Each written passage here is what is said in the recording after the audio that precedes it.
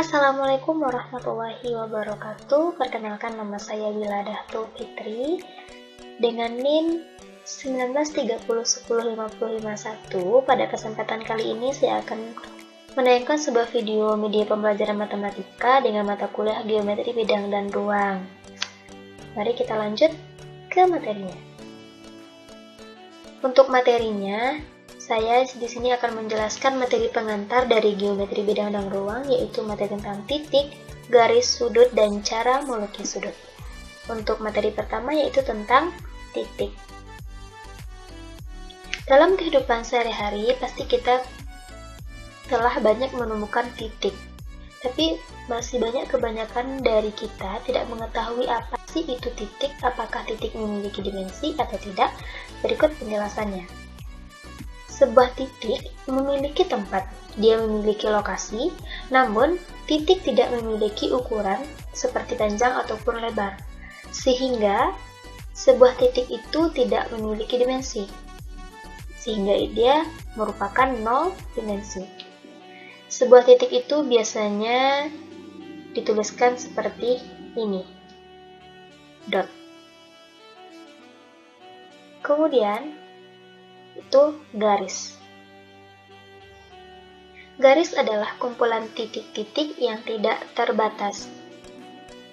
Tadi awalnya kita telah membahas titik itu adalah sesuatu yang tidak memiliki dimensi tetapi memiliki tempat.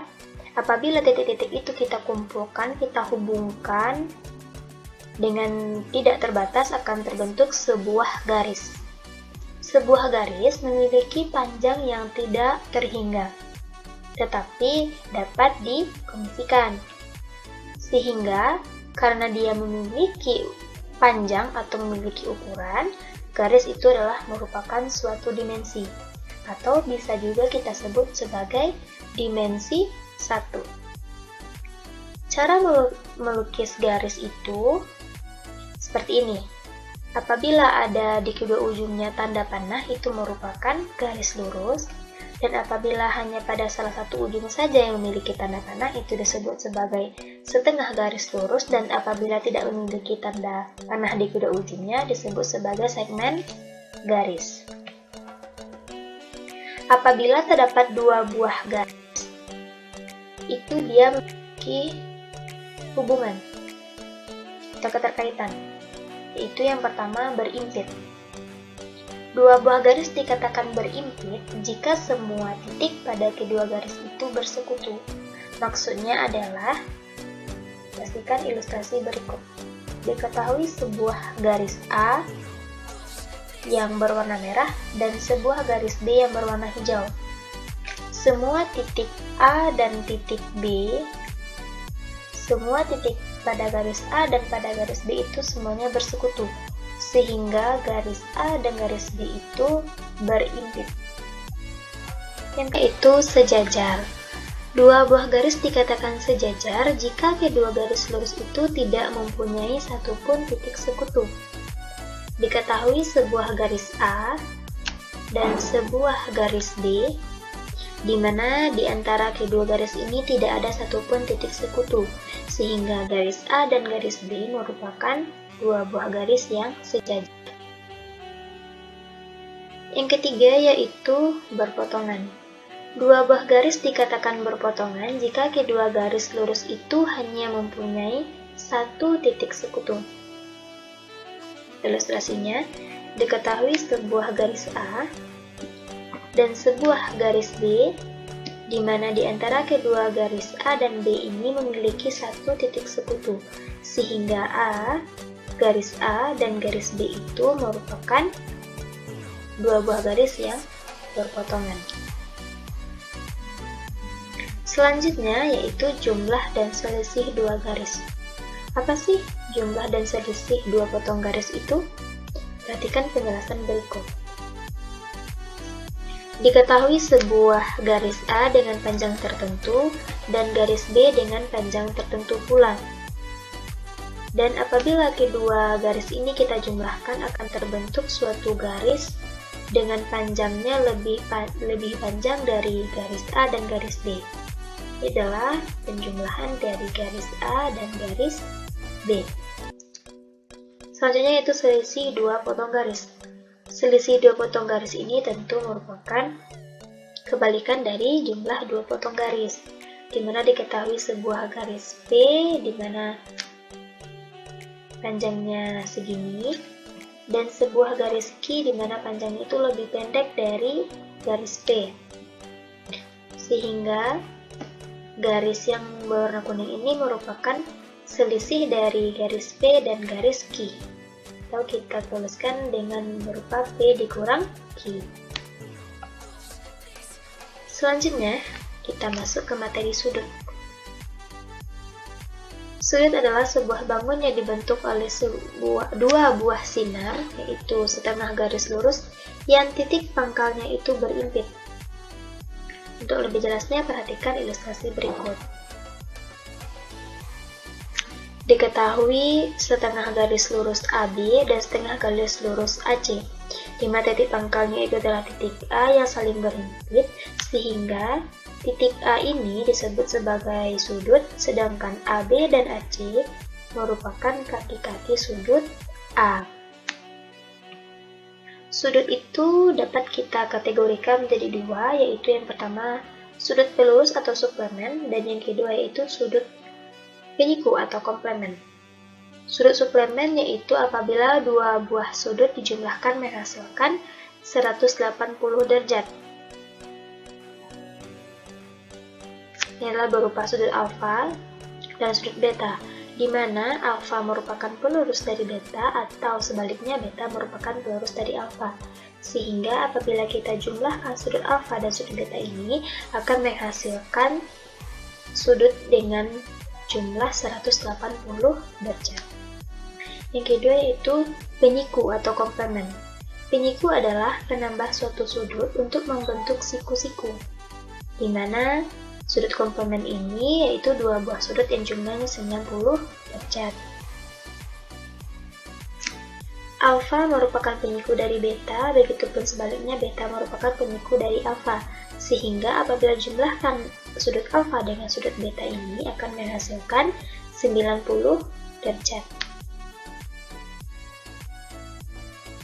Hubungan sudut pada dua garis sejajar. Apabila diketahui garis sejajar M sejajar dengan N, kemudian dipotong oleh garis L, maka terdapat 8 buah sudut. Yang mana sih 8 buah sudut tersebut? Perhatikan ilustrasi berikut.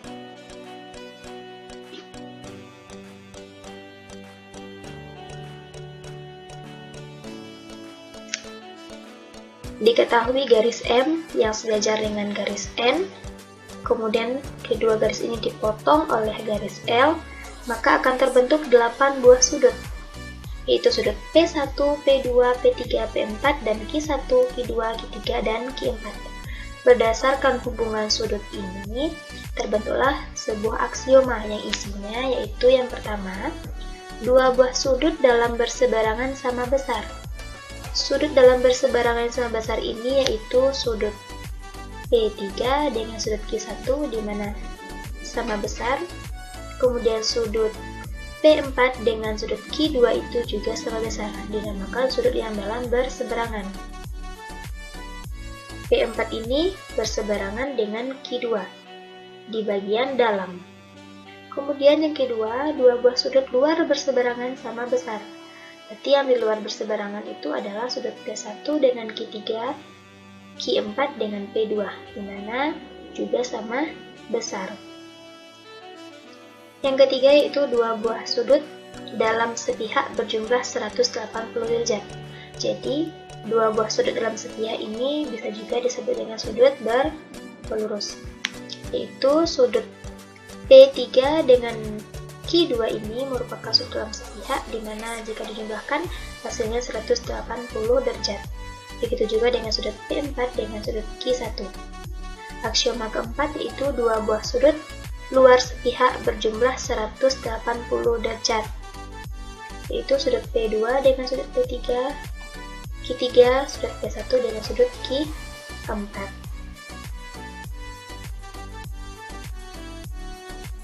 Kemudian ada juga dinamakan sudut bertolak belakang, yaitu sudut P4 dengan P2 itu sama besar, P1 dengan P3 itu juga sama besar, itulah sudutnya bertolak belakang. Kemudian kita lanjut materi pada melukis sudut. Yang pertama yaitu kita akan melukis sudut 60 derajat. Melukis sudut 60 derajat ini kita tidak menggunakan busur, melainkan menggunakan jangka. Bagaimana caranya? Perhatikan ilustrasi berikut. Kita buat sebuah garis AB. Ini adalah garis AB. Kemudian kita buat busur lingkaran dengan panjang jari-jarinya adalah AB di titik A dan di titik B. Sehingga kedua busur tadi akan berpotongan di satu titik, kita beri dengan titik C, kemudian kita hubungkan antara titik A dan titik C ini, sehingga terbentuklah sudut BAC sebesar 60 derajat. Lebih jelasnya kita perhatikan ilustrasi berikut ini. Ini diketahui sebuah garis B, kemudian kita buat busur di titik B dengan panjang BC, kemudian kita buat juga busur di titik C, sehingga kedua busur tadi akan berpotongan di titik A. Kita hubungkan titik B dengan titik A, sehingga akan bentuk sudut C 60 derajat.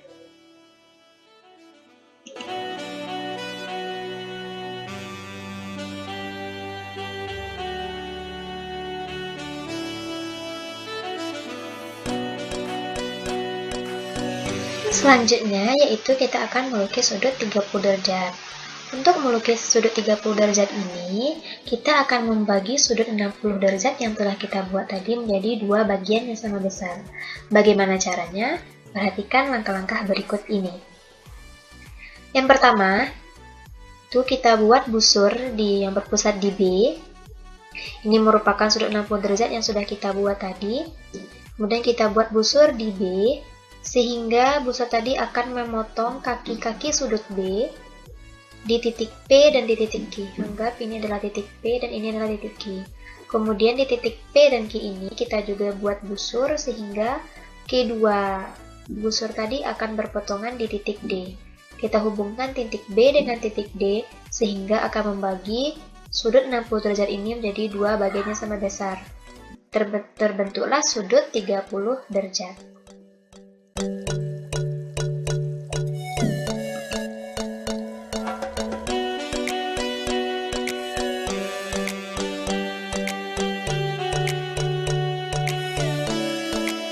Oke, selanjutnya kita akan melukis sudut 90 derajat. Langkah-langkahnya, perhatikan ilustrasi berikut. Yang pertama, itu kita buat garis AB. Ini adalah garis AB. Kemudian kita perpanjang AB sehingga terbentuklah B aksen. Kemudian, dengan pusat B, kita buat busur sehingga memotong perpanjangan AB di titik B aksen. Kemudian dengan titik A dan titik B aksen sebagai pusat, kita buat busur sehingga kedua busur tadi akan berpotongan di titik C. Potongan di sini, di titik C. Kemudian kita hubungkan titik B dengan titik C sehingga terbentuklah sudut ABC itu 90 derajat atau sudut CBB aksen itu 90 derajat. Kita akan melukis sudut 45 derajat. Untuk melukis sudut 45 derajat sama halnya dengan melukis sudut 30 derajat, yaitu dengan membagi sudut 90 derajat menjadi dua bagian yang sama besar. Untuk langkah-langkahnya perhatikan ilustrasi berikut ini.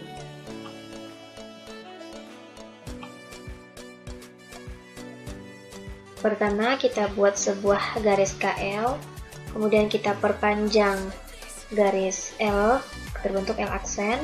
Kemudian dengan L sebagai pusat, kita buat busur sehingga memotong KL aksen di titik A dan di titik L aksen. Kemudian dengan Ini adalah misalnya kita simbolkan dengan A sebagai L aksen, dengan A dan L aksen sebagai pusat kita buat busur sehingga akan berpotongan di titik N. Kemudian kita hubungkan L dengan N, terbentuklah sudut 90 derajat. Sudut L 90 derajat. Kemudian dengan pusat L juga kita akan membuat busur dengan jari-jari yang berbeda, jari-jari yang lebih panjang dari jari-jari yang awal. Di kaki sudut L, yaitu di KL dan di LN. Kemudian akan memotong di titik M. Kita hubungkan M dengan L, akan terbentuklah dua buah sudut 45 derajat.